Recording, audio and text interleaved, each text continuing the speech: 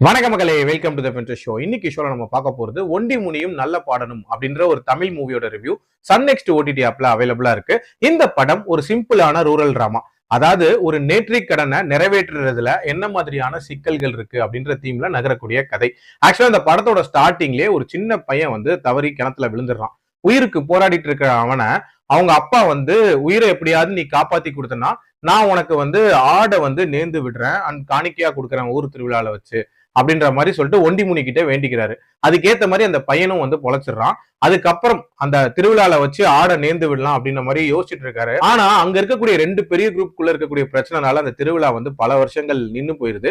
So அந்த நேற்று கடனை நிறைவேற்ற முடியாம நம்ம கதையின் நாயகன் தவிச்சிட்டு இருக்காரு. சோ இதுக்கப்புறம் என்ன மாதிரியான சம்பவங்கள் நடக்குது, டுவர்ட்ஸ் நிறைவேற்றினாரா இல்லையா, அவங்களோட வாழ்க்கையில வரக்கூடிய பிரச்சனைகள் என்ன அப்படின்ற மாதிரி நிறைய விஷயங்களை சொல்லக்கூடிய ஒரு படம் தான் இந்த படம். இந்த படத்தை பொறுத்த வரைக்கும் ஒரு சிம்பிளான ரூரல் டிராமாவை உண்மைக்கு நெருக்கமா பிரசன்ட் பண்ணணும் அப்படின்ற அந்த இன்டென்ஷனுக்கு கண்டிப்பா பாராட்டுகள் சொல்லலாம்.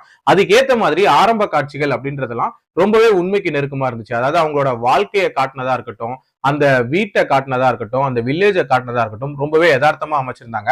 அதே மாதிரி அந்த நேற்று கடனை எப்படியாவது நிறைவேற்றியே ஆகணும், அதுக்காக ஊர் திருவிழாவை நடத்துறதுக்காக நம்ம நாயகன் எடுக்கக்கூடிய முயற்சிகள் அப்படின்றதெல்லாம் ஓரளவுக்கு நீட்டா இருந்துச்சு. அதே மாதிரி அந்த வீட்டுல இருக்கக்கூடிய அந்த பையன், ஆக்சுவலா அவன் சின்ன பையனா இருந்திருப்பான், அதுக்கப்புறம் வளர்ந்து ஒரு அடல்ட்டா மாறினதுக்கு அப்புறம் அந்த ஏஜ்ல அவன் பண்ணக்கூடிய சில விஷயங்கள் அப்படின்றது ரொம்ப ரொம்ப நீட்டா காட்டியிருப்பாங்க. அதாவது அந்த குடும்ப கஷ்டத்தை புரிஞ்சுக்காம அவன் போக்குல நிறைய விஷயங்கள் பண்றான், அவனுக்குள்ள எப்ப அந்த ரியலைசேஷன் வருது அப்படின்றதும் நீட்டா இருந்துச்சு. இந்த கதையில ஆக்சுவலா ஜாதிய பிரச்சனைகளை பத்தி பேசியிருப்பாங்க.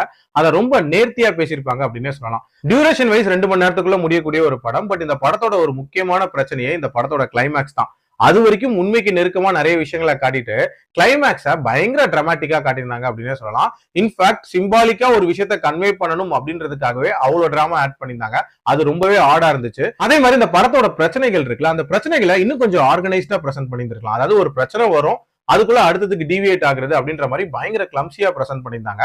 அதே மாதிரி அந்த லவ் போர்ஷன்ஸ் அப்படின்றதும் ரொம்ப ரொம்ப சுமாரா இருந்துச்சு.